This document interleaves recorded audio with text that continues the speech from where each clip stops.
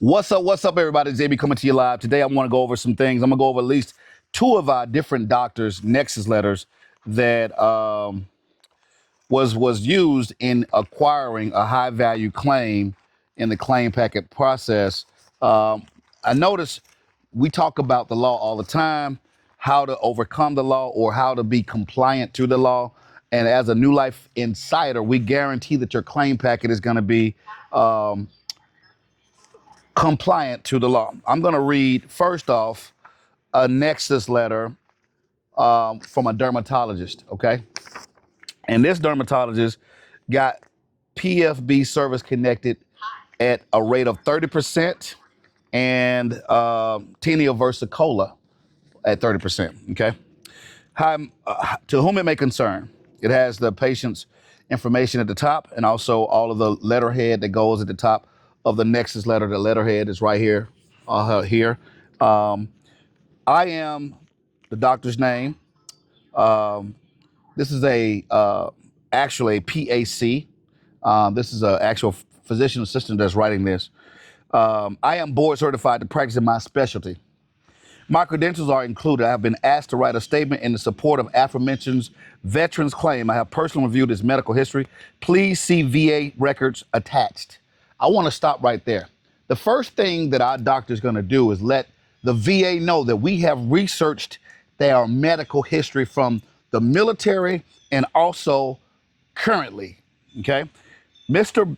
Veteran has been a patient under my care since his first and only visit 10/28, 2019. So whatever date it is for the examination.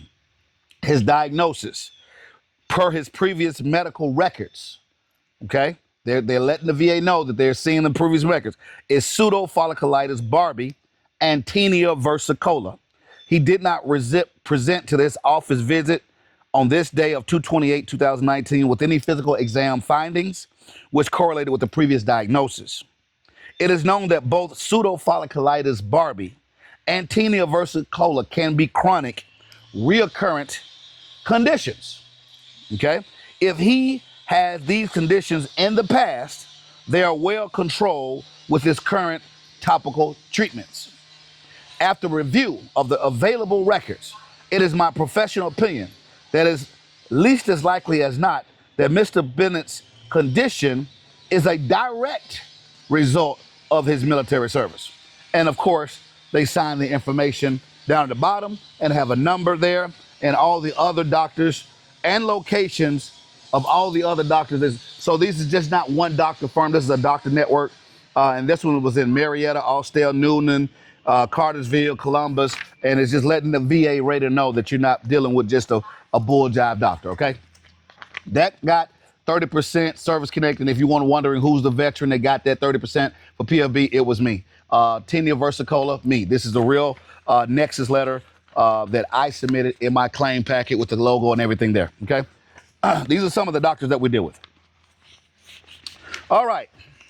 The next Nexus letter is a orthopedic musculoskeletal issue. And excuse the noise, I'm outside in the backyard, and some of my neighbors are doing landscaping, obviously. My name is blah, blah, blah, blah, blah, medical doctor. I am a board certified orthopedic surgeon certified by the American Board of Orthopedic Surgery. I hold further certification as an independent medical examiner certified by the American Board of Independent Medical Examiners. I've had the opportunity to review the medical records of veteran. I've had the opportunity to personally take a history and perform a orthopedic examination. Stop right there. I have had the opportunity to take a history, personally take a history, and perform a thorough orthopedic examination. Veteran was a nurse practitioner in the Air Force between 2002 and 2008. She had service-connected disabilities regarding her neck, with a diagnosis of cervical strain and cervicalgia. Over the course of the years, Ms. Hawkins' neck pain has worsened. So he's acknowledging that the service connection is already there, but it has worsened. The pain is chronic and constant and has resulted in chronic migraines. So now she got migraines, but he's an orthopedic doctor. Her neck is stiff and approximately further 50% reduction of motion with flare-ups. So he's not only saying it's just got worse, he's providing a medical rationale that is 50% worse with flare-ups. Her examination shows 45 degree of neck extension, 20% of neck flexion, 60% of neck rotation to the right, and 60% neck rotation to the left. She has 20% lateral bending to the right and left. She has tenderness and spasm in paracervical and occipital regions. This is up in the head. Neck rotation causes pain radiating down to the shoulders, consistent with cervical radiculopathy. Now, this is look like to me there's going to be a secondary nexus. It is well established that chronic neck pain and cervical spondylosis does cause chronic migraine symptoms. Furthermore, progressive cervical spondylosis will result in nerve impingement and result in symptoms. He's going through the medical rationale. So the medical nexus is the likelihood with the medical rationale. And symptoms, complaints similar to veterans regarding right and left cervical radiculopathy. Right and left cervical radiculopathy, okay? It is more likely, here's the likelihood, they've already given the medical rationale. It is more likely than not, to a degree of medical certainty greater than 50 to 60%, that the veteran's chronic migraines, current right and left cervical radiculopathy, and flare-ups resulting in significant motion restriction are due to, this is a secondary, her cervix-connected cervical strain and cervicalgia. This person got cervix-connected. Now, again, letterhead at the top, all of the contact information at the top, all the doctor's office, all the contact information for the VA ready to call them at the bottom. They got the fax number and multiple locations as well. And the doctor also signed it. This is just the Nexus letter. Now, let's go move on. This is the third one. This is ear, nose, and throat. If you have an ear, nose, and throat issue, we do have doctors for that as well. As you can see, letterhead at the top, all the information here. To whom it may concern, every last letter starts, to whom it may concern. I am Dr. So-and-so. I am a board otolaryngology head and neck surgeon. I have been asked to write a statement and support a claim of blah, blah, blah, blah, the veteran. I have personally reviewed, there again, they're telling the VA, I have personally reviewed veteran's medical history as he provided. I've also reviewed and have noted the circumstances and events of his military service in which he sustained facial trauma while in the military on November 6, 1992. Isn't that ironic? That sounds like Junius Bennett. Now, this letter is so convincing. This letter talks about the day that I got assaulted. It coincides with the statement of support of claim. It coincides with the injury that's in my medical treatment records, a timestamp that let them know, here's my radiology report. This is of my service treatment record way back in November 6, 1992. Wow. On my records, it says date requested, hidden nose, toe, and right maxilla. I'm on the ear, nose, and throat doctor. November 6th. It must be congruent. Your evidence must be Trump tight. Our doctors are looking for Trump tight evidence. Mr. Veteran was seen in my office on this day, 12/27/2018. The notes of this visit are enclosed with the statement letter. His diagnoses are nasal obstruction due to traumatic nasal septal deformity as well as facial scar due to a traumatic facial laceration. Here's the x-ray, nose. I was 18 years old, male sex, emergency room. I went to the emergency room November 6th night. Diagnosis, face and nose, concussion. All this stuff is verifiable. All right. After review of pertinent record, it is my professional. Oh, it also says this, I'm sorry. Mr. Veteran, I'm talking about myself, I'm not going to even lie, has no other known risk factors that may have precipitated his current conditions. Now, that's a powerful statement. Think about that. There is nothing else, no other known risk factors whatsoever that could have given him his nasal deformity or nasal obstruction. After review of pertinent record, it is my professional opinion that it's highly likely that Mr. Bennett's condition is a direct result of facial trauma sustained November 6, 1992, related to his military service. Right there in my service treatment record. You see that? November 6, 1992. This is a radiological consultation request when I was stationed in Whidbey Island, Naval Air Station Whidbey Island. Now, this came from the St. Louis records. Okay, this is copy made by VRMC St. Louis, and also Naval Hospital. This is a Naval Hospital record up in Whidbey Island. My impression, okay, here it is. Mr. Bennett, and I'm sorry for the noise in the background, y'all. They're doing some landscaping. Mr. Bennett did not have nasal obstruction of any facial scars prior to the sustained facial trauma on November 6, 1992. He put November 6, 92 already 3 times. All right. Therefore, as his nasal obstruction began immediately after November 6, 1992 incident and has his facial scar, the trauma is directly related to the cause of his facial scar and nasal obstruction, deviated septum. Based on the records provided, Mr. Bennett was at optimal weight. Wow. Mr. Bennett was at optimal weight in November 6, 1992. He wasn't obese like he is today. All right. So it is very unlikely that his weight will be a causing factor for his obstructive sleep apnea.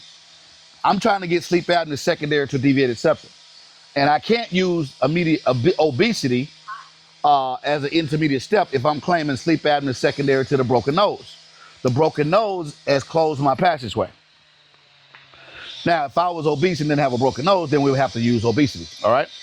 From a medical point, Mr. Ben was at optimal weight. We read that. From a medical point of view, here goes the medical rationale.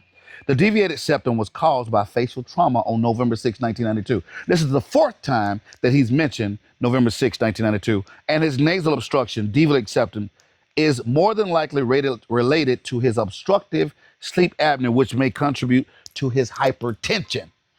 Whoa! Oh man, I'm excited because you know why? I got hypertension. I got that service connected. Sleep apnea, got that service connected. Deviated septum, broken nose, got that service connected. Got the scar service connected, all from one letter. Bam! My impression is the trauma sustained while on active duty November 6, 1992. Again, that's the 5th time that this doctor brought it home, and it is the cause of Mr. Bennett's nasal obstruction, deviated septum, and facial scarring, and should be considered service connected. Feel free to contact me if there's any further discussion is required or requested. Signed by the doctor, medical doctor, doctor's office, phone number, fax number. Done and done.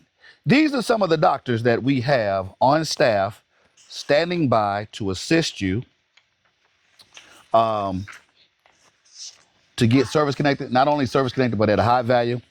So I want to clear this video up real quick and talk about the components of a medical nexus. What is a medical nexus?